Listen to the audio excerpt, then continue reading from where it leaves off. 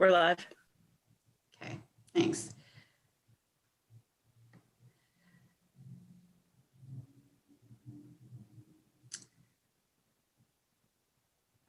I think we'll wait for a few people to jump on board as participants.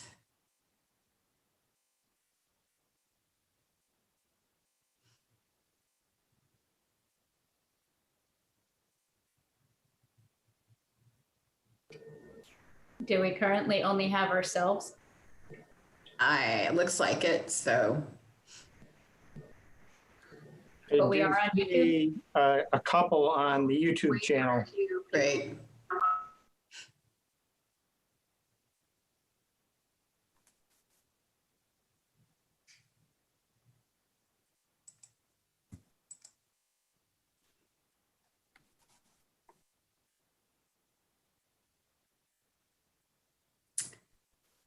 So give it a few more minutes and We are on a couple on. we'll get started.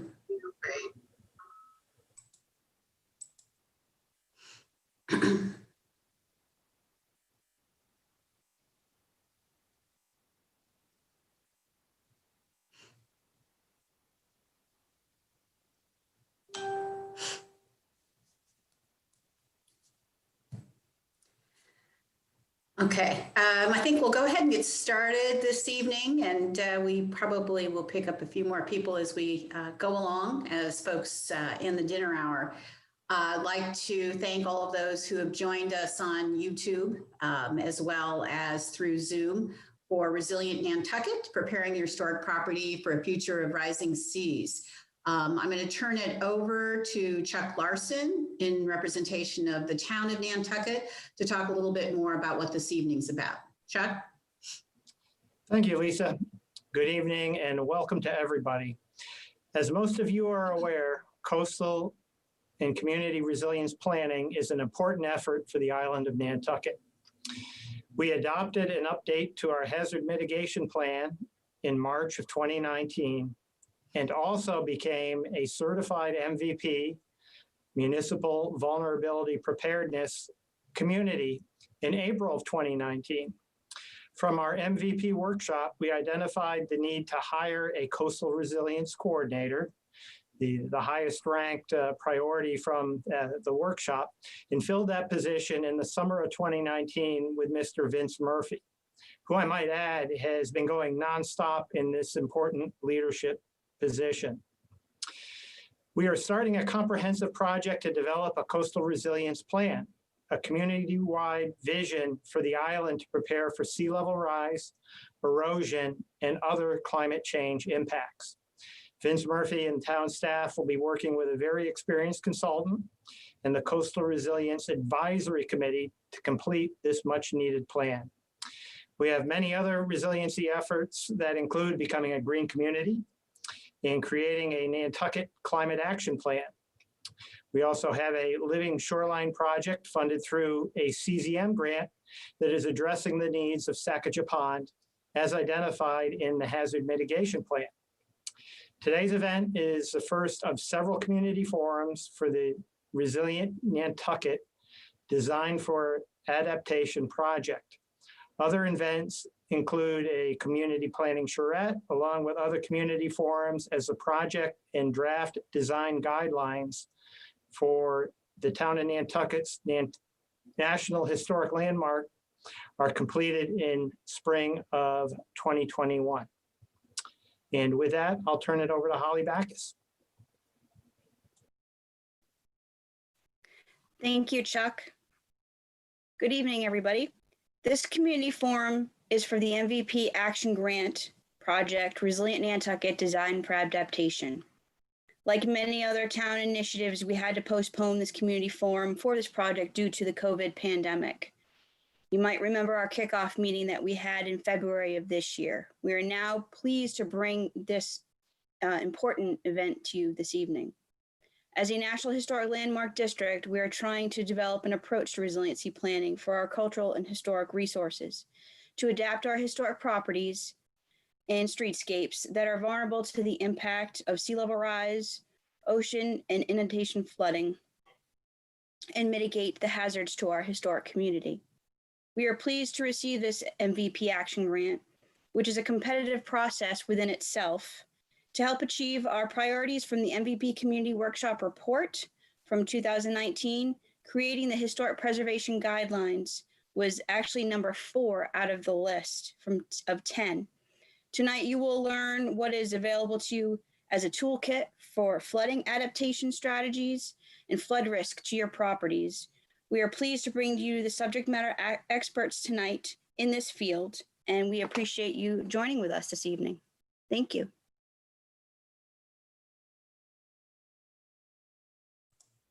Thank you, Chuck, and thank you, Holly. My name is Lisa Craig. I'm with the Craig Group. I'm fortunate to have this second year of working with the town of Nantucket. We began with Resilient Nantucket in 2019, which emerged from the Keeping History Above Water Symposium hosted by partners at the Nantucket Preservation Trust and also funded by an MVP grant. So we're fortunate to continue to have support of the state of Massachusetts on this important initiative. Obviously, the state is very concerned about this topic, and as a matter of fact, it appears as a significant goal and objective in the state's historic preservation plan. Next slide. Holly mentioned the importance of designing for the future conditions that we know will be part of Nantucket's sea level rise destiny. But what's important as well is that the town has already established through the 2009 Nantucket Master Plan its community values. And one of those is protecting the historical integrity of the landscape and the buildings. And so obviously this is a priority for master planning as well as for preservation. Next slide, please.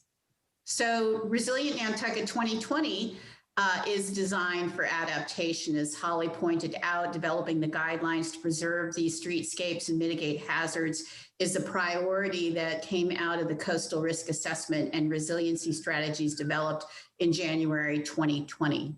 Next slide. And so the progress on this year's MVP grant is to host a series of forums, of which we are in Community Forum 1. We're very fortunate to have such good experts on the topic of flood resilience, on flood risk, and on flood insurance speaking to us this evening. We'll also be moving forward with the design guidelines development in partnership with my colleague, Phil Thomason, with Thomason and Associates, and a great resource we have on the island, Kimberly Rose, who is working with both Phil and I on that project. We'll be looking at developing draft design guidelines, but those will be informed by a community charrette.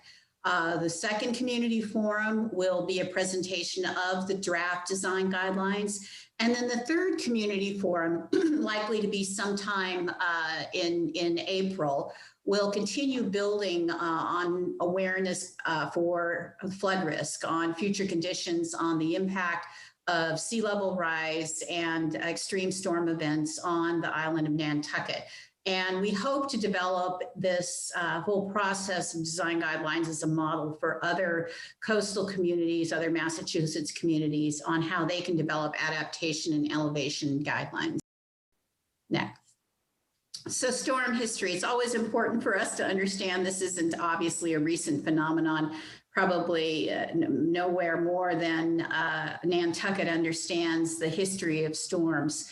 And what damage can be wrought by significant storms. We were just kind of reviewing the last 100 years of storm efforts or storm tracking and seeing what was out there in the paper and the damage it had been involved in the last major storm events. Happens to be in 2007. Fire Chief Mark McDougall commented in the Boston Globe about the significance of this last storm event in 2007, where we were seeing houses in Nantucket lost to the ocean because of extreme storm surge. Next slide. So looking back at the 1938 New England hurricane, a Category 5, obviously extremely significant storm. We have continued to have major storm events since that time. Next slide. including this one, which is always interesting to me when we actually lose an island for a time or form an island for a time, as happened under Hurricane Esther at a Cat 4, when Smith's Point was cut off from the rest of Nantucket and itself became known as Esther's Island until reconnection in the mid-1980s. And of course, the sign is interesting, use road at your own risk. So it is certainly an evolving landscape when we're looking at storm events and the aftermath. Much like we've seen with Hurricane Bob, where not only did we have significant damage to a historic house, but lost a historic tree. Again, the environmental settings of our built heritage needs to be addressed in our design solutions. And then there was that perfect storm, the 1991 no-name storm. Estimated about $30 million in 1991 in damage on Nantucket. And as we continue to find with major storm events before and since that time, the Brant Point neighborhood took a significant hit. So we are conscious of the need to protect and prepare these neighborhoods for future flooding. The October 1991 no-name storm event, again, here's an aerial view of Great Point that's separated from the mainland of Nantucket. Next slide. And in 2015, the winter storms don't help at all. Record snow in Boston, 78-mile-an-hour winds in Nantucket. And we were looking at the loss of ferry service. Transportation is greatly affected during storm events, not just during the event itself, but the aftermath of the damage hurts transportation efforts around the island, as well as just access to the island for goods and services. Next. And then the 2018 nor'easters in January, and then again in March. And here we began breaking records yet again. Second highest water level, January 4th, fifth highest, March 3rd, ninth highest, January 30th. So what's interesting about this is the comment that, yes, we were seeing waterfront buildings along Washington Street inundated. And I think this leads to some of the work that has been going on in the last few years, particularly with the Preservation Institute Nantucket, which has been documenting the Washington Street area and identifying what future conditions might hold in terms of just the basic issues of sea level rise. Now, erosion is clearly also an issue on the island. So we're not just talking about the downtown area, the developed commercial districts. We're also talking about Sconset and Nantucket. And we've seen evidence over a very short period what kind of damage is occurring to the built environment and the natural environment. We see here on the far right slide, moving of the Sankaty Lighthouse due to erosion. But as I've often said, there's only so many times we're able to move a lighthouse. So we really need to start planning for alterations or changes for adaptation that go beyond some structural considerations. So the Preservation Institute of Nantucket in 2019 and 2020 focused on the South Washington Street area and Brant Point. And they conducted some 3D laser scanning so that they can determine, based on the best science and the best data that was available, what we are going to be looking at in the next 20, 40, 80 years in terms of sea level rise impacts on the town of Nantucket, on the island of Nantucket. Next. So this is what we're seeing. This is easy in Broad Streets, 2019. You can see a number of landmark buildings there. Actually, one of the cottages there is removed, anticipating a future park in that area. Obviously, inundation played a major role in that decision. The next slide, let me kind of jump to that. Here's what we're looking at. You can see the water encroaching and at 3.5 feet in 2040, and then 4.5 feet in 2060. and then 6 feet in 2080 before we finally hit 8 feet in 2100. This is mean high water. This is still water events. These are not tied directly to storm events. So it's something to keep in mind as we continue to run through the rest of these slides. Next. So how about Pacific Club and Lower Main Street? You can see Pacific Club right in the foreground, right across the way. Currently, the property owner in that building has submitted a request for 2 additional stories to keep in the massing of the Pacific Club, but to deal with the very serious future conditions that that property owner is going to have to address. So this is 2019. Next slide.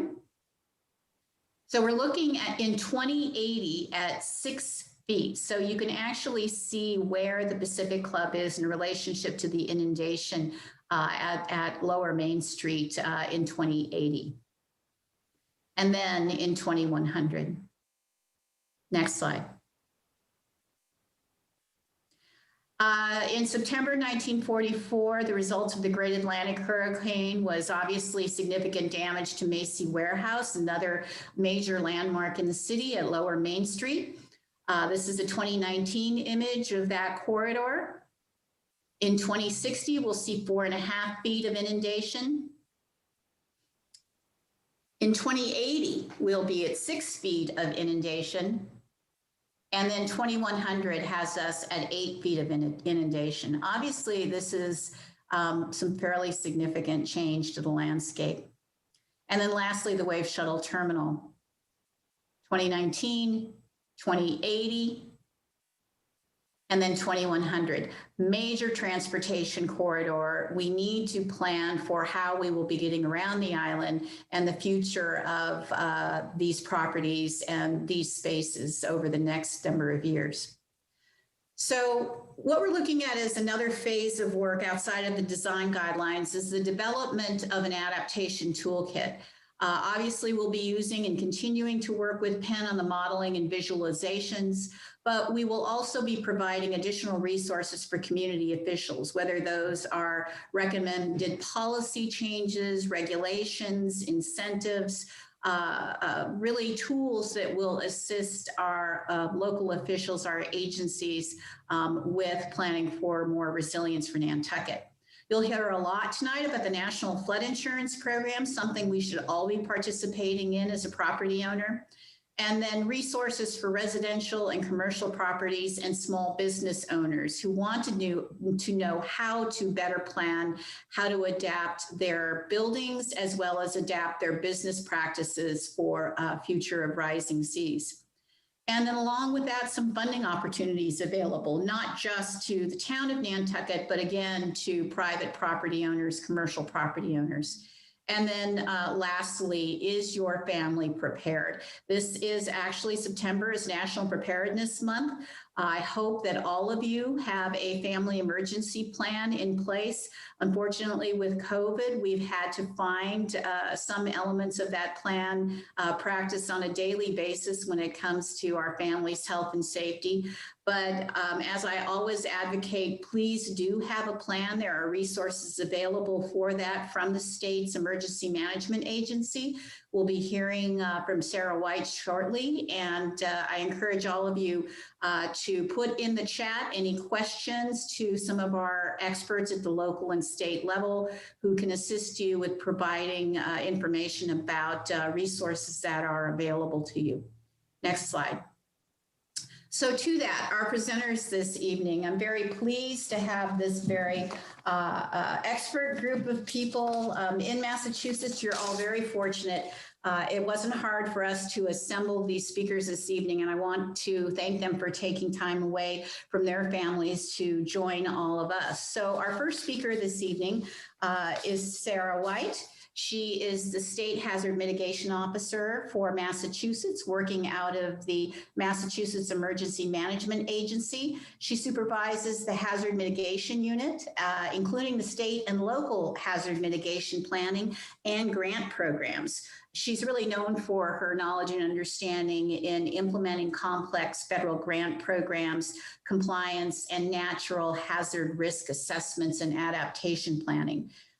She actually is worked previously as the regional manager for MEMA's Region 1, representing 93 towns and cities in Massachusetts. So she's been around and seen a lot during her time with the state. She obtained a BS in Regional Planning and Geography and completed her Master's of Public Administration at Framingham State University.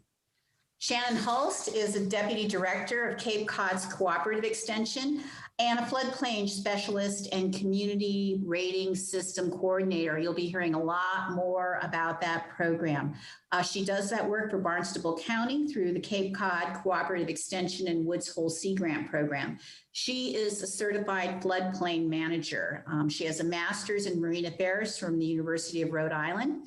She assists communities, businesses, and residents with flood-related technical assistance with the overall goal of improving flood resiliency. Barnstable County's regional CRS program has been recognized nationally, earning the Association of State Floodplain Managers 2017 James Lee Witt Local Award for Excellence in Floodplain Management. So we are fortunate to have Shannon with us here this evening. And then lastly, Joe Rossi, a flood specialist extraordinaire. I will go ahead and say that. You will hear from Joe.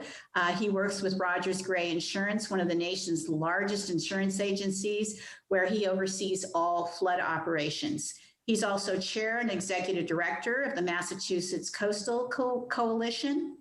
Joe founded this organization in 2012 as a regional and national nonprofit to educate, advocate, and inform stakeholders on all flood hazards. He's co-chair of the National Flood Association's Legislative Committee and chairs the Town of Marshfield, Massachusetts Community Rating System Committee, and serves on the board of the Association of Floodplain Management. He graduated from Wentworth with Wentworth Institute of Technology with a degree in architecture and began in the field by chairing the Town of Marshfield Seawall Committee in 2010. So those are our speakers this evening. I'm going to go ahead and turn it over to Sarah White to kick off our program.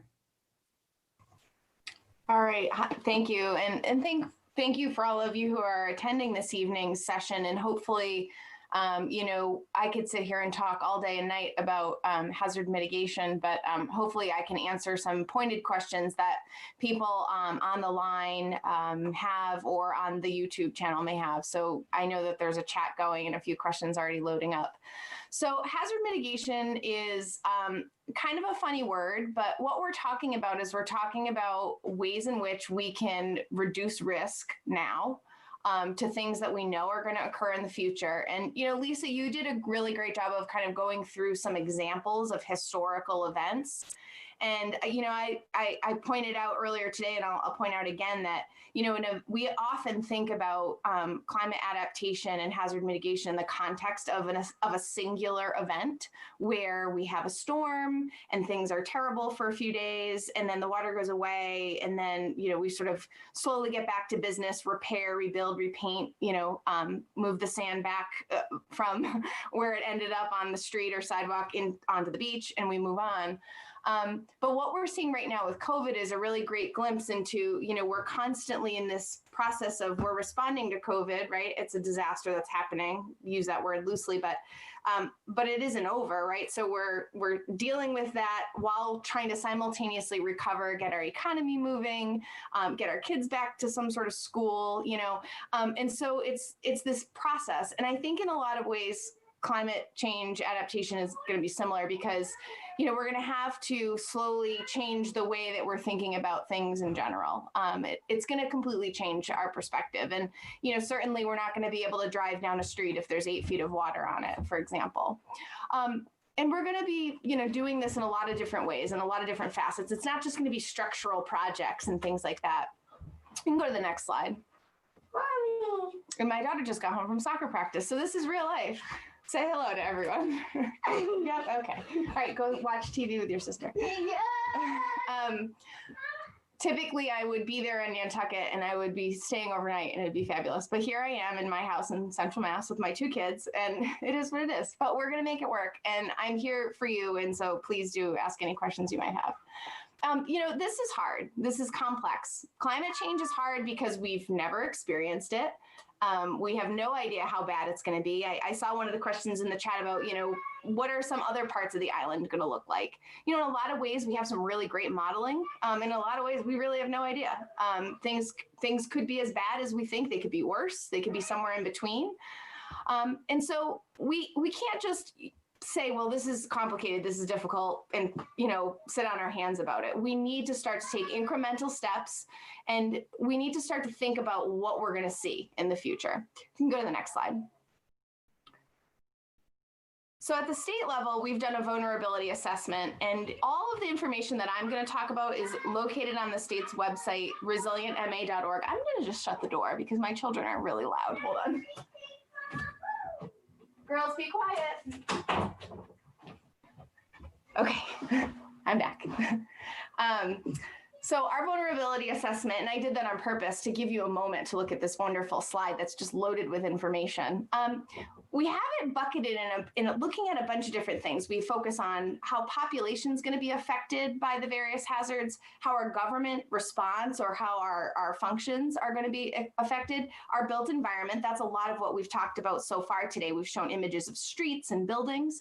Our natural resources will certainly be impacted, and then our economy. So that's kind of the framework, or those are the different sectors that we assess when we look at natural hazard threats. And then we come up with actions and strategies. And those, like I mentioned, are things like construction and elevating up a building, putting up a seawall, moving a road maybe inland a little bit. Those are construction and those types of things. But we also do other types of projects that also adapt. We change laws and regulations. We require at the state or local level sort of different activities to be done in a different way. For example, and I know that folks will talk about this later in the presentation, the state building code has certain requirements on how high a building needs to be built in certain flood zones. We also provide grants to communities. This particular event that we're all sitting here watching, witnessing, is paid for by a state grant, which we've invested in these types of programs across the state. And then the last thing I'll say is that education and outreach, in talking with one another and talking with our businesses and our citizens, providing you with the education and information you need to make your own personal decisions is so super important for us to be successful in developing a good strategy. So a little bit about FEMA's programs. FEMA has what they call hazard mitigation programs, and there's kind of two different avenues. There's their planning programs, and these are the programs that incentivize communities to sort of think about this stuff ahead of time. It's exactly what we're doing right now. We're planning, we're developing design guidelines, et cetera. And the community's hazard mitigation plan, as was mentioned earlier, is approved and has a strategy for taking action over the next 5 years. And then there's projects. So FEMA does fund some of those structural projects, some of those measures that we were talking about. You can go to the next slide. One of the programs that we have, it just came out actually at the beginning of this month. It's a brand new nationally competitive program, and it's really designed to invest in infrastructure and in supporting communities to build capacity and do planning around hazard mitigation and climate adaptation. The state is currently accepting statements of interest from our municipalities. I'm not sure if this is a year for Nantucket or maybe next year after you go through these types of engagement sessions, try to figure out what's the best projects for you to submit. But it is an example of a program where we fund large drainage projects, large flood protection projects, things of that nature. You can go ahead to the next slide.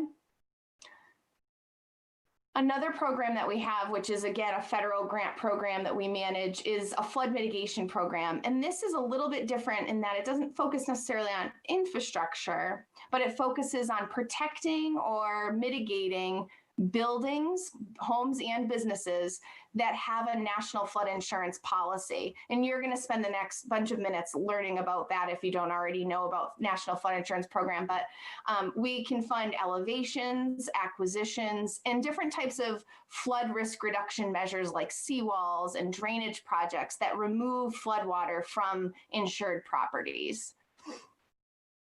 So I think we're going to hold questions towards the end of the panelists, but I'll be around and I'll monitor the chat as well. So thank you again for inviting me. It's too bad that we're not sitting on or that I'm not sitting on the island. Too bad for me, but I hope to be able to visit very soon. Thank you. Thank you, Sarah. And we're just going to hand it right off to Shannon, and we'll move into the local level of adaptation. All right. Thank you, Lisa. So I work on Cape Cod for the Cape Cod Cooperative Extension and Woods Hole Sea Grant, and I am the floodplain specialist and community rating system coordinator for the island. Because I also work with, sorry, not the island, you're the island, for the Cape. Because I also work with Woods Hole Sea Grant, I am also able to provide some level of technical assistance to the islands as well. So today I'm going to go over the local level of adaptation, and I'm going to start with community adaptation. So I think of adaptation within the context of what is called floodplain management. As a floodplain manager myself, this is what I work with. So floodplain management is largely a framework for flood-specific adaptation. So Sarah talked about hazard mitigation overall. There are lots of different natural hazards, but today we're talking specifically about flooding and sea level rise. So floodplain management fits within hazard mitigation. So floodplain management is a framework for decision-making that balances reduced flood losses and the protection of natural functions. And now it also is considering future conditions. So it's thinking about all of the different factors that go into flooding and why flooding is a problem that helps us figure out what we want to do about it. So if you have, say, a bunch of open space, is flooding as big a problem there as it is for Nantucket's downtown, where you have lots of buildings and infrastructure. So different things to balance there. Floodplain management is largely from within the context of the National Flood Insurance Program, which Joe is going to go into some more detail of the history of the NFIP, National Flood Insurance Program, and some more about the specifics of how it applies to particular policyholders. But broadly speaking, the National Flood Insurance Program is operated by the Federal Emergency Management Agency, but it is controlled by Congress. So any decisions that are made about the NFIP do come from Congress. I like to remind people of that it's elected officials that make those decisions. But the NFIP as a program manages floodplain management through flood maps, flood insurance, and floodplain regulations. Any flood maps that you see that have any role in regulations come from FEMA and from the NFIP. A lot of flood insurance, most flood insurance comes from the NFIP. Again, Joe is going to get into a bit more detail on that. And then the floodplain regulations, which is where I really start to work into and where a lot of the adaptation comes from on the ground, because these floodplain regulations have to do with how we adapt our buildings and in some respects our land. And they help us move toward improving resilience to flooding overall. Next slide. So who's responsible for floodplain management and adaptation within a community? So there's a lot going on in this slide, but I like to remind people that there are a lot of different departments and boards and different entities that have a role in adaptation and in flooding and response to flooding. So we've got the building department. Sarah mentioned that there are building regulations. They're part of the state building code. They're part of the National Flood Insurance Program about how we can build and rebuild. Of course, planning has a role in it. Conservation controls resource areas, and the natural flood insurance, the floodplain is a resource area that the conservation commissions control. Public Works and Emergency Management do initial response to flooding. There are lots of town boards that have different roles in flood adaptation as well for different reasons. Zoning, planning, conservation, as I just mentioned, economic development. Where are you going to put your investments in your community? Are you going to put them in flood prone areas or not? community preservation, affordable housing, and historic districts, which we are also going to get into in just a second. And then conservation efforts as well, because as I mentioned, if you don't have anything, any built infrastructure in an area, then there are different consequences if that parcel floods than if it is recreational open space. There is, of course, a lot of value to recreational open space, but there are just different types of consequences than if you have infrastructure and buildings there. Next slide. So mentioning historic communities, I did just want to call this out for a minute because on the Cape, we do have a lot of historic communities, clusters of historic structures and historic districts. So we have started to think about how to blend the historic nature of our communities with the future realities of sea level rise. And of course, Nantucket is really starting to grapple with this as well. And there are special exceptions within the National Flood Insurance Program and building code regulations to balance flood safety and historic character. And this is something that we have been working, myself and Sarah Korjeff, who is the historic preservation specialist with the Cape Cod Commission. She and I have spent a lot of time trying to parse this out to make sense for us here in Massachusetts. And so we've figured out that only National Register properties qualify for this exception.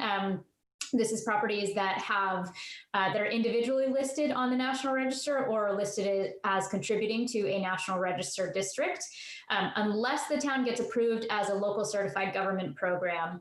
And that is not my area of expertise, but that would, if Nantucket were to get that designation, then it would give the town a little bit more flexibility in what they can protect and what regulations apply to certain structures.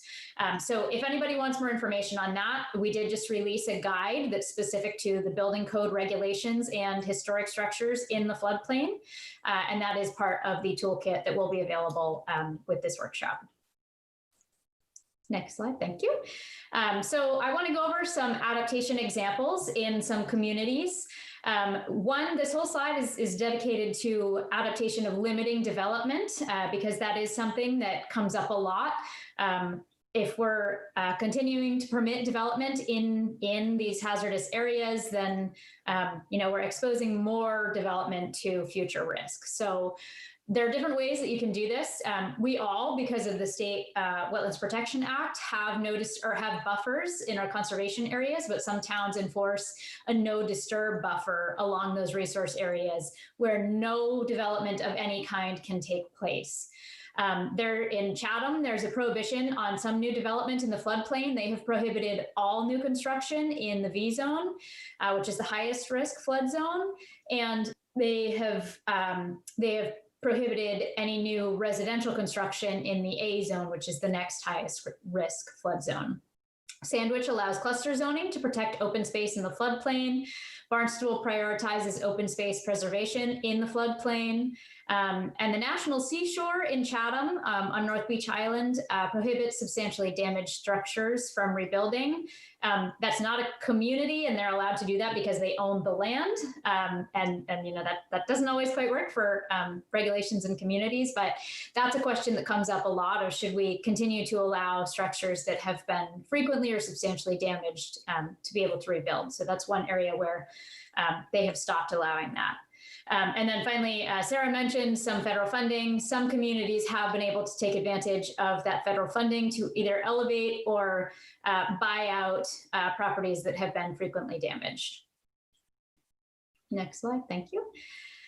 So some adaptation examples that have come from some of the grants that Sarah mentioned. So the Municipal Vulnerability Preparedness Grant, Coastal Zone Management's Resilience Grant, Program Resilience Grant, FEMA's grants, and things that towns have done with that money. So Nantucket, you guys have done some erosion management and protection.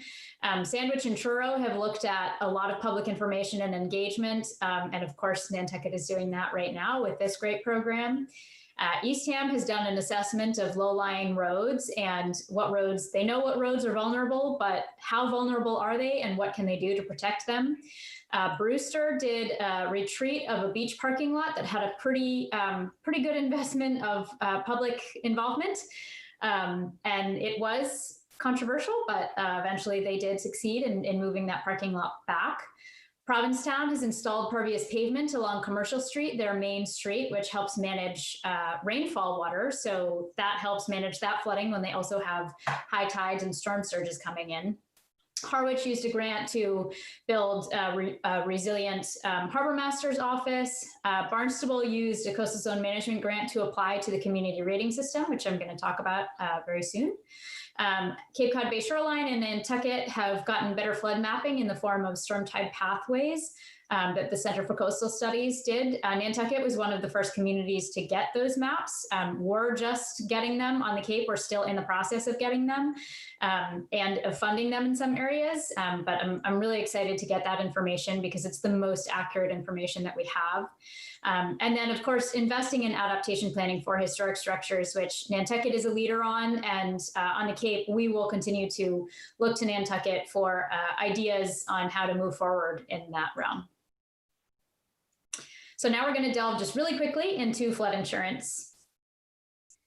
So flood insurance is for both individual and community protection. It is the first line of defense in rebuilding. If the people in a community don't have the ability to insure themselves or bounce back on their own, then they're counting on community funds or other government funds, then that community overall is going to have a harder time coming back. And Joe is going to talk more about that next as well. I do like to mention that flooding is not covered by homeowners insurance. Just as a PSA, as a reminder, if you think that you have flood insurance, but you're not sure, it's probably not in your homeowner's insurance, so you should double check that. And the National Flood Insurance Program, where it's important here at the community level, is that it allows when the community opts to participate in the National Flood Insurance Program, it enables access to flood insurance from the NFIP, which in turn enables access to mortgages a lot of the time, because if a property is in a floodplain and has a federally backed mortgage, it is required to carry flood insurance. So the National Flood Insurance Program is also often the most affordable option, and for a long time was the only option for flood insurance. And again, Joe is going to cover that more. So when a town agrees to participate, they agree to enforce certain regulations, which improves the flood safety of the community. And it provides the foundation for floodplain management and for incentives for adaptation and improved resilience through what is known as the community rating system, which we will touch on now. So now we're combining flood insurance and local adaptation in what is known as the CRS program. So the CRS is a program within the National Flood Insurance Program. It offers flood insurance discounts in exchange for actions that reduce flood risk. So this is for any actions that are taken within a community. They can be taken by the community or by somebody else within the community. But then once they translate into points and a discount, then policyholders within that community get the discount. So it's actually the people who have the National Flood Insurance Program flood insurance policies that get that discount. The CRS helps to improve resilience because it offers an incentive. It's rare that we have incentive programs, but this is one of them. It improves building code enforcement and awareness. There's more scrutiny on buildings when a community joins the CRS, but there are also more resources available when a community joins the CRS. And this is one of our first lines of defense is how safe are our buildings that we're building. And our regulations are only as good as our enforcement, and our building community is asked to know an awful lot, and they can't be complete experts in everything. So this helps to improve enforcement and awareness of the floodplain provisions of the building code. The CRS also helps to, just back for a minute, helps to encourage open space preservation in floodplains. It really encourages public education like this. And it has a 700-page manual. So it has a lot of ideas for advancing floodplain management and improving resilience overall. Now we'll go to the next slide. Thanks, Kim. So this is just the basics of how it works. It is a 10-class system. There are 500 points per class. You get points for the activities that you take, and then those points translate into a discount. As of now, most communities or all communities in Massachusetts that participate in the CRS have either a 5, 10, or 15% discount. You can go up to a 45% discount, but only one community in the country has accomplished that. And they had to pretty much remove all of their structures from the floodplain to accomplish that. So the 45% discount is difficult to accomplish, but it's a good goal to reach for. But a 15% discount is what I try to get my communities to, because it's a good discount and a reasonable amount of work for the community to put in. So these are the activity categories. They fall into public information, mapping and regulations, flood damage reduction, and warning and response. So you can kind of see the general idea, the general things that a community can get credit for. I do want to touch quickly on the regional program that we have on the Cape. So this is the first of its kind in the country. It has now won 2 national awards and served as the inspiration for some legislation that is part of the pending National Flood Insurance Program reauthorization. We have 9 communities in the CRS now. We have 4 more pending in the application process, though with coronavirus, FEMA as our emergency management agency is largely deployed on coronavirus issues. So there's a little bit of a delay right now with the CRS, but they will come back. We'll get going on that again soon. And we've had intercounty agreements between Nantucket and the Cape before, and we've discussed this internally in Barnstable County, and we'd be happy to do it again so that I could provide more in-depth technical assistance for the CRS to Nantucket. Next slide. So now we're just going to go into a little bit more detail with Nantucket and the CRS and what that would look like. So Nantucket has 1,000 policies with the National Flood Insurance Program. On an annual basis, those 1,000 policyholders pay $1.7 million in premium payments for flood insurance. And the average cost of flood insurance in the floodplain is $4,000. So what would it look like if Nantucket were to join the CRS? So I looked at it from a 5, 10, or 15% discount level. So the savings community-wide would be anywhere from $75,000 to $208,000. The average savings, so per person would be, or per policyholder, would be $200 to $600 on an annual basis. It really varies depending on what the actual premium is per person, but that gives you an idea of what the savings are overall. And there was a study done by the city of Virginia Beach about what happens with those dollars when it's saved. And they found that about half of those dollars are reinvested back into their local community and their local economy. Next slide. So this graphic from FEMA shows the communities with the highest number of NFIP policies in the state. I tried to find where Nantucket is overall, but unfortunately the FEMA website was down this week, so I couldn't access that this week. But the red squares show the communities that have that are in the top 50 communities for number of flood insurance policies. And the green circles are those, the red ones are the ones that do not participate in the CRS, and the green are those with the highest policy counts that do participate in the CRS. So you can see that Nantucket is within those top 50 communities for the highest number of flood insurance policies. So there would be a lot of people that could benefit from participation in the CRS in terms of those savings. Next slide. So just to wrap up here, coastal communities do have access now to many resources to adapt to sea level rise and changes in flooding. There's a lot that we don't yet know exactly how to do, but we're all working on that. I'm excited to see what Nantucket does and really inspired by the work that is happening here. And I look forward to continuing a partnership between Cape Cod and Nantucket and the islands to see what we can learn from each other as we move forward. Thank you. Shannon, thanks so much. You're such a great asset to the town of Nantucket, and we're glad to have you working with us on this project. So, and because of you, we now have Joe joining us to share a little bit more information about flood insurance. So Joe, welcome, and I'll turn it over to you. Thank you. Thank you very much. Thank you for having me. And I appreciate everybody, both attending and the panelists. I'm always interested not just to give information, but to learn myself. So thank you, everyone. My name is Joe Flood Rossi. Gotten the moniker over the years just because of my perspective and involvement in all things flood. And there's a little bit of my background. Primarily, my main responsibility in the industry is I oversee all operations for flood, both insurance and consulting at Rogers Gray Insurance.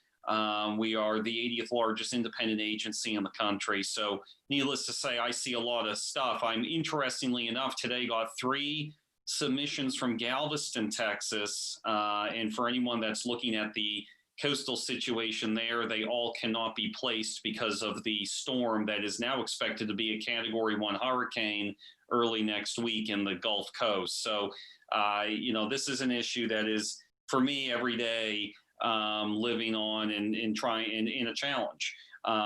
So additionally, my perspective there, you can see a little bit both from the CRS floodplain management side, also as a board member of the Flood Insurance Producers National Committee, where I interact directly with FEMA and the NFIP on understanding the program better and actually helping to make some changes. So there's a lot of as we're going through the presentations today, I'm envisioning in my mind some of the big changes coming down the road, and it will be interesting to see how everything here intersects. So when talking about flood insurance, we really need to ask ourselves several questions. How do we make our recovery better, faster, and stronger? How does flood insurance make us more resilient? How do they come together to better our community? So flood insurance is not just something that the lender says you have to have. It really is a tool for community resiliency and should be seen by the community as their bank account to recovery and resilience. We're going to talk about that today. So April, I like to point this out as National Financial Capability Month. And really the federal government recognizes that there is a need to bring awareness to the fact that financial recovery is just as important as physical recovery. And for the first time ever, in 2018, then FEMA Administrator Brock Long placed in the FEMA 5-year plan for the first time the need to close the insurance gap in insurance, specifically flood insurance, as a tool for the nation's recovery and resiliency.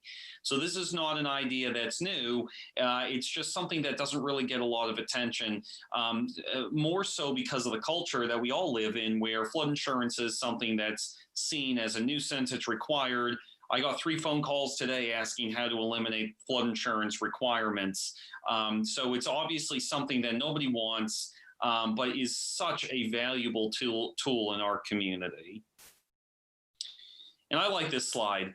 I put this in here so we have a visualization of what today's presentation will be about. In the y-axis, you can see an issue when it comes to a disaster, right? There's a loss.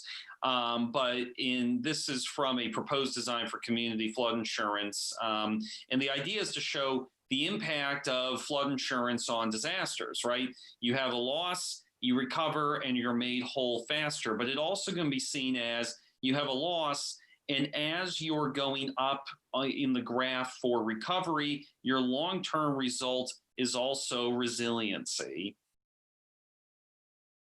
So first, we're going to talk very quickly about the eye-drying topic of the history of the National Flood Insurance Program, but it has a lot of relevance because on September 30th, the National Flood Insurance Program expires. And earlier, we had a question on what happens when the NFIP expires, so I'll address that right now. And the National Flood Insurance Program since 2017 has actually lapsed in its authority for 8.5 days. And that is a big problem. Lending regulations, which is really what is the biggest concern because that's the transactional part of the National Flood Insurance Program or what it supports. There can be issues with obtaining loans because lenders are guided through regulation that they have the discretion on whether they want to continue to make loans in high-risk areas. So when there's no authority for the National Flood Insurance Program. So when the NFIP expires, there's no ability to purchase new flood insurance. There's no ability to renew flood insurance. But the NFIP can pay claims, but their authority is limited to about $1 billion. So it is a big concern. As co-chair of the National Flood Association's legislative committee, our intel says that the continuing resolution that is being proposed and hopefully passed in the next 10 legislative days, which is all that's left, will include as a priority the National Flood Insurance Program. But why 50 years ago, well, 52 years ago now, was the flood insurance program established? Well, in the Great Mississippi Floods of 1929, homeowners companies removed flood as a cover, as a peril that's covered under their standard homeowners policy. And since then, and only now, has technology just gotten to the point where private companies are once again somewhat comfortable to sell flood insurance, but still not include it in the homeowners policy for the most part.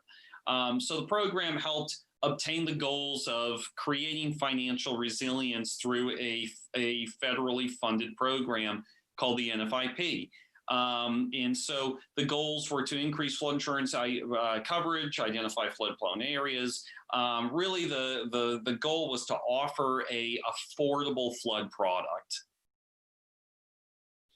So, Shannon touched on this. I'm not going to really go through this too much, but flood insurance intersects in one of three ways. Well, there's three parts that intersect really with the flood insurance piece with the National Flood Insurance Program. You have flood mapping, flood insurance, and floodplain management. The one we're all familiar with, or mostly familiar with, is flood insurance. Next slide. And you can see what each one of those does. Right, floodplain mapping identifies the risk, flood insurance prices that risk, and floodplain management helps avoid future losses because of that risk. So if you look at, for example, floodplain management, just by the existence of the National Flood Insurance Program, we're avoiding $2 billion a year because of those floodplain standards that Shannon was talking about earlier, where buildings have to be elevated and built to certain standards. Therefore, flood insurance becomes cheaper, and floodplain mapping helps us get to a place where you're able to price the risk. Next slide. So let's talk about recovery. And to do that, we have to talk about flood insurance. So let's talk about the definition of what is a flood. Well, a flood is, in simpler terms, water that's coming over the land from off your property onto your property. That is how I've simplified, and many in the industry simplify that long definition. That is the technical definition on a covered peril from the National Flood Insurance Program's flood insurance policy.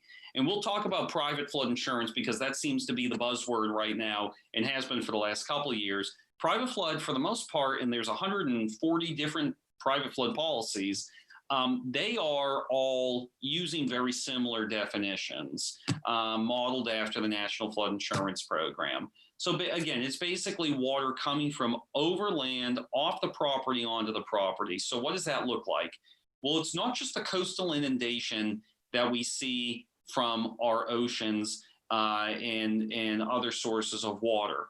It can also be the fire hydrant that bursts outside the house with the water running down the street into your basement. It is not a high water table that leaks into your basement, and it is not water coming from the sky through holes in your roof. But rain, if it meets the definition, is a covered peril.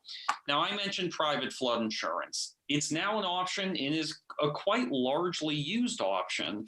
I would say right now at Rogers Gray, on a given day, I'm writing 2 private policies for every 1 federal flood insurance policy.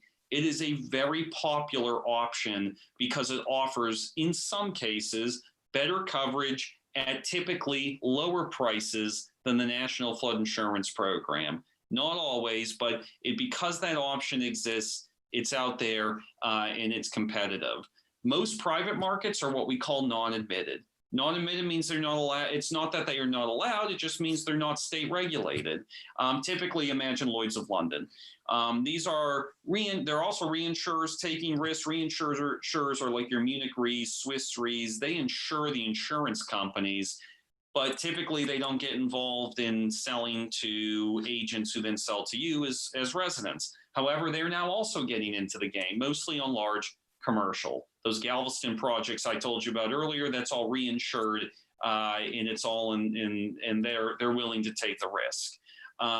Admitted programs exist, but they're complicated because, the reason that non-admitted works so well in this space is because insurance companies, as flood risk changes so quickly, and that's, I think, the one thing we all agree on is flood risk is not static, it changes.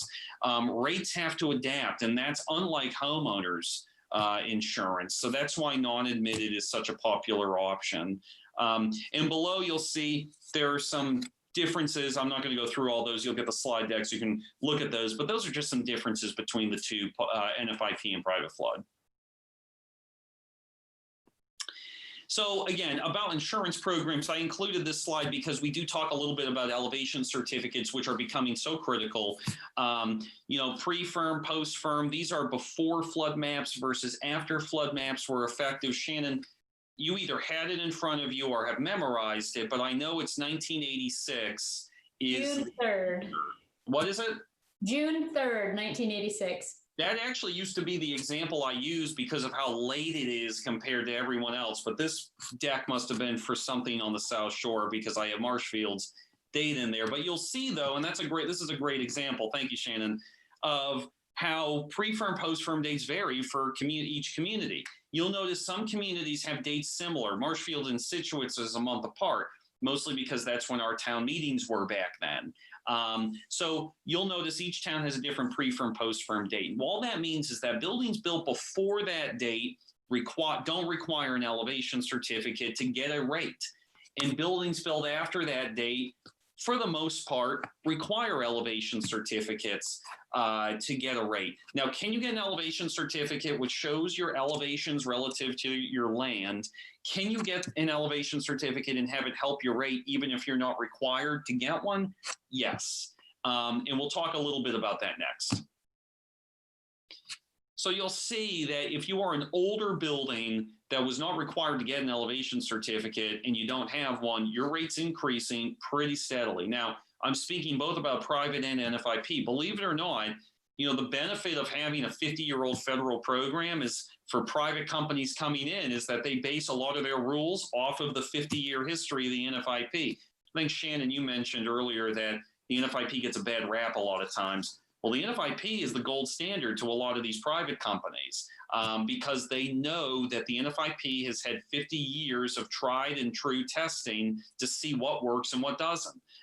If you have older buildings, the rates are going up faster than if you have a newer building requiring an elevation certificate. My rule of thumb is if you don't have an elevation certificate, it could be worth getting one. And if you do get one and you're able to be rated off of it, you can see the difference in just this visual here on how elevation rates increase at a lower rate than non-elevation rates. I give this example where sometimes even if the rate is the same with an elevation certificate than without one, on renewal, without the elevation certificate, it's going to be a higher renewal than if you had one. Next slide. So again, flood insurance gets a bad rap. One of the things I like to talk about are coverages that are excluded because when you look at this and you say, okay, let's see, damage caused by moisture, mildew, property and belongings outside, seawalls, hot tubs, living expenses, private flood can include those though. And you look at those, flood insurance actually does cover a substantial amount of items. There are, of course, additionally limited item coverages in basements and in enclosures. But for the most part, the flood insurance policy does cover a lot. But the one coverage I have seen alone that is paid out a lot is cleanup and debris removal. 2018 nor'easters, I rode out one of the big nor'easters on the seawall in Situate. Yes, very smart idea. But what I witnessed was a wave take a deck off of a building, bring it about 300 feet down a street, and it went through a foundation of a home with a crawl space. That would be debris removal under the National Flood Insurance Program, and I can guarantee you that was a substantial claim. So again, just a couple examples of if you're paying flood insurance with the NFIP versus private flood, a couple different examples. Again, this is not private flood. The thing about private flood is they can pick and choose where they want to write. So these are just some of the examples that I show. But the one thing this highlights is that if you become a severe repetitive loss, there's really no other option for you. Private flood, they're out there to make money. The National Flood Insurance Program is not. As much as all the Congressional Budget Office and the CRS and all the which is the Congressional Research Service and all those other research institutes like to say that the NFIP should improve its rating in order to keep it from going into debt, they still aren't out there to make a profit. So if you become a severe repetitive loss, it's kind of like what the rate is the rate through the National Flood Insurance Program. And homeowners has a role too. Houses, if you burn down, if your house burns down or gets substantially damaged by a loss, a peril other than flood, you still have to comply with the high-risk flood zone requirements. That would be to elevate the building. However, your flood policy is not going to be there to respond. So we suggest that if you have a house in a high-risk flood zone, increase your ordinance and law coverage. That is the equivalent of increased cost of compliance under the flood policy. It will help you elevate that building and the additional costs you'll incur to do that. And of course, we talked earlier, I think Sarah mentioned COVID-19 and how COVID-19 is a huge game changer right now. Well, it's affected every layer of the industry, right? All the way from how we adjust claims to the federal response. And what I want to highlight here is two things. One, former FEMA Administrator Brock Long has a great quote. I use this quote all the time. He says, "We need to help individuals and families understand their personal roles in preparing for disasters and taking action. They are our true first responders." So when there's a large event, right now especially, sometimes you're your best resource. You have to buy flood insurance. You have to do certain things to prevent a loss. It's you that become your best first responder. Now is a perfect time to highlight that. The other thing I mentioned earlier today too, we got a report the other day that Lloyd's of London is expecting a $5 billion loss from COVID-19.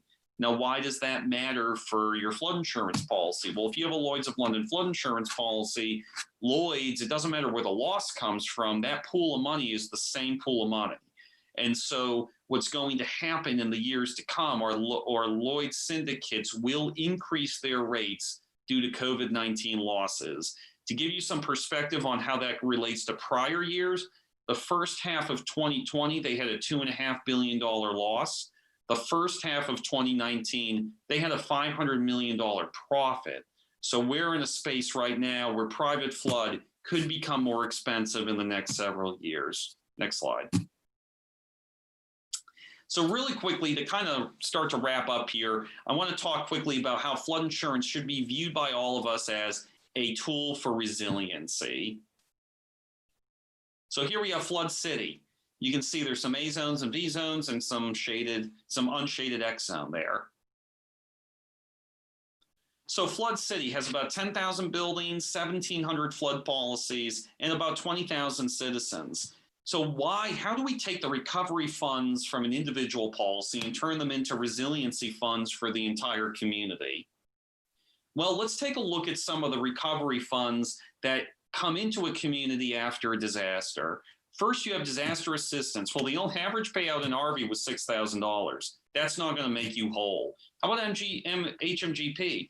Well, it's limited funding after a storm, and it's a great source of grant program money, but it's a 3-year typically, and Sarah can speak to this as well, it's a 3-year performance period. And for somebody to recover quickly after a storm is not the best source of funding. So how about SBA? Well, SBA is available up to $200,000 for primary homeowners, and it's a loan. So what about traditional lending? Well, it's always available, but there's also loan to value requirements. 203K is a little bit more flexible. It's a loan program, but still has lending restrictions. So we finally come to flood insurance. In Flood City, for example, they have $446 million of in-force coverage guaranteed to be available after a storm. That is why flood insurance is the community's pot of resiliency funds. So I like to highlight this. We talked about one of those pots of money is the individual assistance. Since 1953, 54% of flood losses or disaster declarations didn't even include individual assistance. Again, so more often than not, individual assistance isn't even available after a presidentially declared disaster. You know, affordability plays a role in this too. FEMA issued its affordability study a couple of years ago, showing that over 70% of those in the high-risk flood zone are low income. I mean, I think that's a stark number to show that affordability in flood insurance is just as big of a deal as people make it out to be, because if people can't afford flood insurance, they're not going to buy it. So we see here mitigation examples. If you elevate your home just to the base flood elevation, which in Massachusetts isn't allowed, but if you have a building that's right at the base flood elevation, your premium's around $2,000. But if you elevate at least 3 feet above the flood elevation, the base flood elevation in an A zone anyways, your premium's going to be about $400, and that's a huge incentive to go higher. So again, that just highlights the aspect of stronger and stricter mitigation. And I think it was Shannon mentioned some zoning and conservation restrictions. I have a couple of building incentives that some communities enforce to help with these resiliency efforts. Marshfield and Hull. Marshfield allows a bump out to move your utilities higher, and Hull allows freeboard to elevate a freeboard incentive. Higher you go, the more discount you get on your building permit fees. So again, why worry about 1 or 2 policies being sold in a community? Single family buildings that are fully insured at the NFIP max at $250,000, for every 4 policies sold, that's $1 million more in that community bank account. So here's my incentive, community officials. This is why you should be involved in encouraging the purchase of flood insurance. Everybody becomes more whole when flood insurance is sold within a community. So here's some quick examples. Shannon touched on CRS. I won't go into that community rating system. Flood insurance experts and resources that are in a community, always helpful. Pre and post disaster outreaches. Those are some photos of some that we've done in the past. Shannon's been at some of those, just very helpful. But really, I think Sarah and Shannon have both hit the nail on the head several times. I cannot emphasize enough the publicity and awareness. Right. So many times I've been to so many conferences where it's, oh, we got to talk about it. It's got to be something of public awareness and all this. But it's really so true. You know, we noticed in Marshfield, we've had 3 map changes in 7 years or less, 6 years. The vernacular around what flooding is from the first map change to the last is totally different. I can talk to someone in that community, and when I say pre-firm, they know exactly what I mean. And that's because of the awareness and the publicity that community has done around those map changes. Next slide. So again, just to summarize, here are some resources.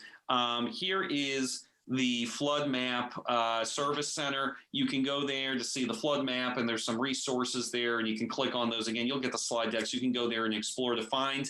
This is the official flood hazard layer. So these layers, these are the layers that are official and what your zone is determined on.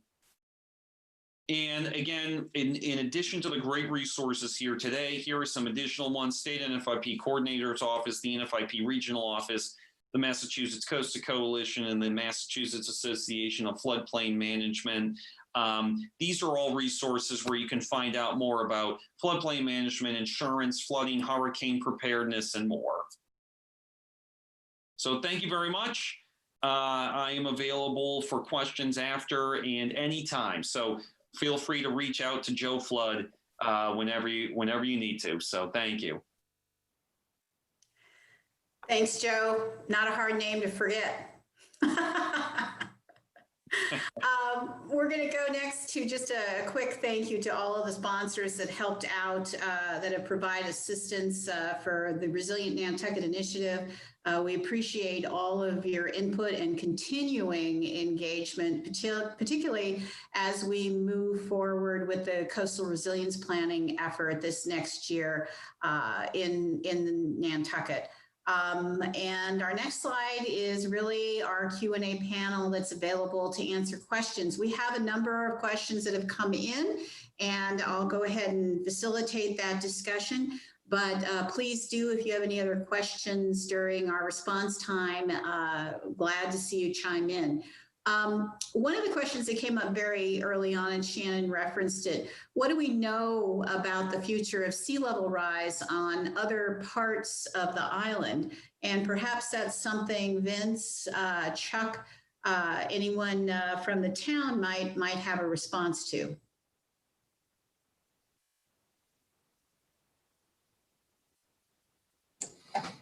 Hi, Lisa. Yeah, sea level rise is something that we're looking at very, very closely, as you can imagine. What we're mostly working with is NOAA data. We use NOAA used the tide gauge that's on Steamship Wharf. They looked at the potential rises out to 2100, so for the next 80 years. And then they looked at, we have the 6 different scenarios for that. We're looking at somewhere between 4.33 feet to about 6.5 feet for 2100 for the intermediate and intermediate high. Just kind of as a rule of thumb. But I must also make a little plug for a policy that got accepted by the town about a week and a half ago. It was an interim policy until we have a coastal resilience plan, and it uses the NOAA high data, and it's 9.25 feet of sea level rise for 2100. But long story short, that will get replaced once a correct design flood elevation is accepted by the select board once we get a coastal resilience plan. Sorry. No, that's great. I appreciate that, and I think that also ties into one of the other questions that was asked in the Q&A about what sea level rise predictions are being used and how recent they are. So we are looking at the most recent information, and at the same time, as referenced by Vince, the projections that PIN put together are the intermediate. So we aren't looking at worst case, best case. We're looking at the intermediate case scenarios. Okay, additional questions in the Q&A.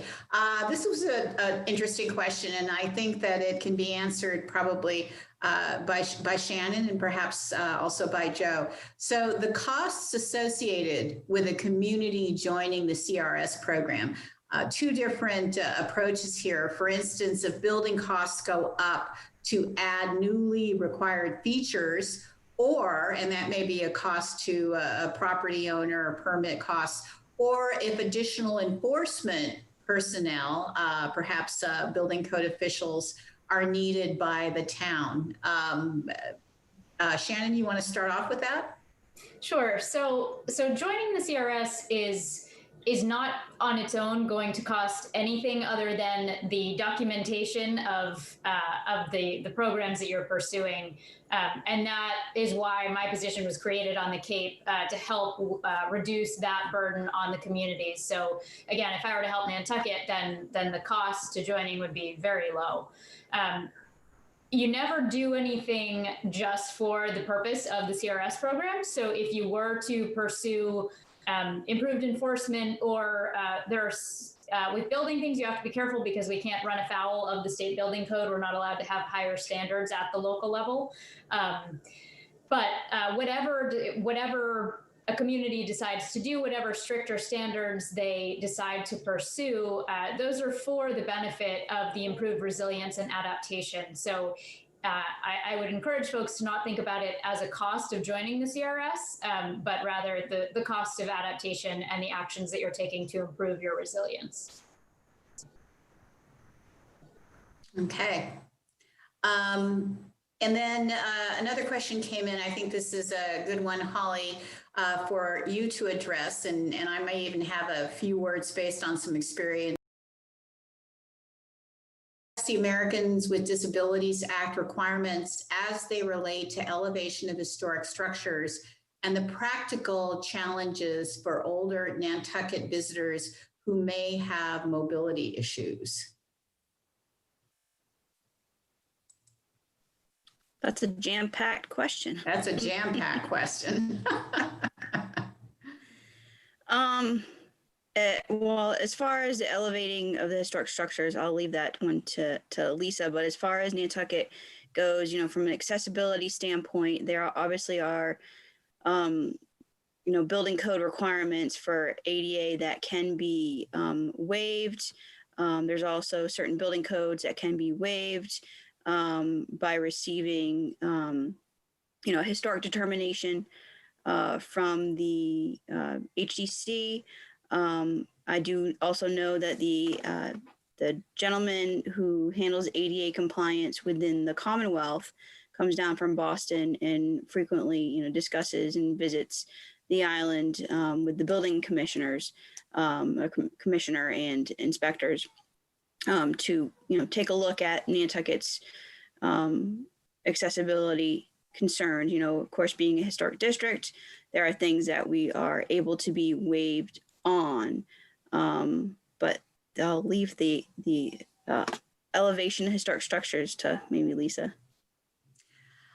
What I would say to that is, having been a state historic preservation officer and a local historic preservation officer for a number of years, I think most communities try to work very closely with property owners on ADA compliance, particularly residential property owners, because that is their home. And we obviously need to ensure access to it in a way that's as sensitive as possible. So I think it really oftentimes comes down to the type of design, technologies, and other types of mobility systems that are available, whether we're looking at issues of ramps or even elevators.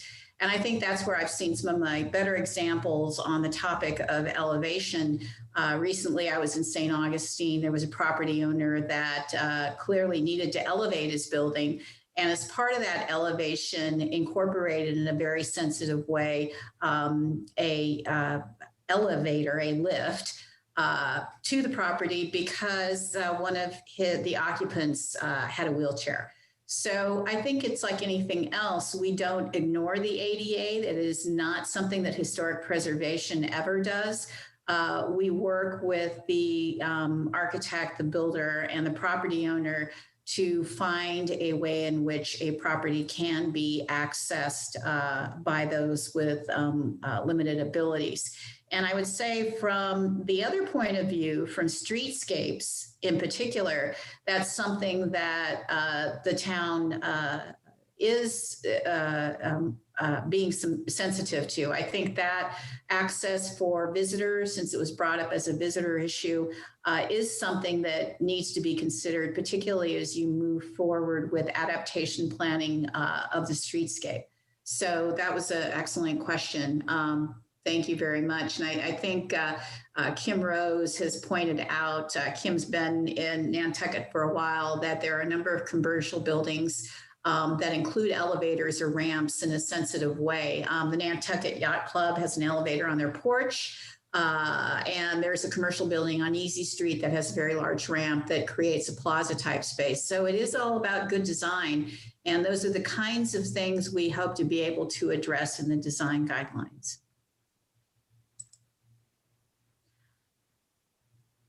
I think, unless we have any other questions in the chat, I think we've got pretty much everyone answered. Holly, do you see anything on the YouTube? Nothing on the YouTube. Nope. Okay. And I asked too. Okay, thank you. Thank you for that. I think that is about it. I can't see anything else in the point. I think what I'd like to say is, again, thank you so much for our panelists. They have all offered their assistance and expert advice and guidance. We as panelists have even had some interesting exchanges this evening that talk about our continuing collaboration together at the local and state level. So this has really sparked some ideas for us. We'll be moving forward with some additional work, obviously, some public engagement. And Vince actually will be leading up the coastal resilience planning effort. So if you want to find out more information about that, please do contact the town of Nantucket. You can go to, Holly, can we go to the Resilient Nantucket site and query or find emails there for all of our folks this evening? Yes, resilient. If you actually Google Resilient Act, it'll take to our community resiliency planning page, which will actually get you to the Resilient Nantucket as well as the Coastal Resiliency Advisory Committee's page that Vince works on and updating all the time. So it'll be all in there. Great. Yep. Well, I just want to give a final thank you to our speakers and thank the town for joining us, including the town's residents and others this evening. And if we can be of any help to you, please do reach out. So in the meantime, enjoy your children and have a good night. Thank you all. Thank you. Bye. Thank you, everybody. Thanks, everyone. I know.